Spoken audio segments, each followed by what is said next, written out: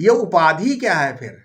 बोले उप माने समीपे स्थित्वा और आधिम आधानम स्वगुणस्य स्वाधर्मस्य अन्यस्मिन आधानम उपाधि, जो किसी दूसरी वस्तु के समीप रहकर उसमें अपने गुणधर्म का आधान अथवा अध्यारोप करके उसको दूसरी वस्तुओं से पृथक बोध कराए, उसको उस वस्तु की उपाधि कहते हैं। समझ में आ गया?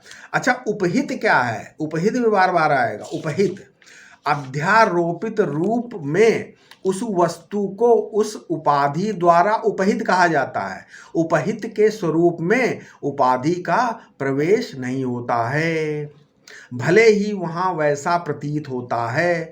अच्छा, इसको एक उदाहरण से समझते हैं, नहीं समझ पाए होगे तो। क्या है? आकाश में घट द्वारा जिस आकाश खंड, आकाश है, आकाश में मतलब एक घड़ा रखा, घड़े के भीतर भी तो घट खंड है, घड़े के भीतर आकाश है। तो जो आकाश खंड का बोध होता है वो क्या है? घट की उपाधि है। समझ में आया? और जो घटाकाश क्या है? घटाकाश वो हो गया उपहित। समझ में आया? तो इसी प्रकार मठ है, मान लो घर है, मठ है, तो उसमें मठ है, उसमें मठाकाश क्या है? उपहित है।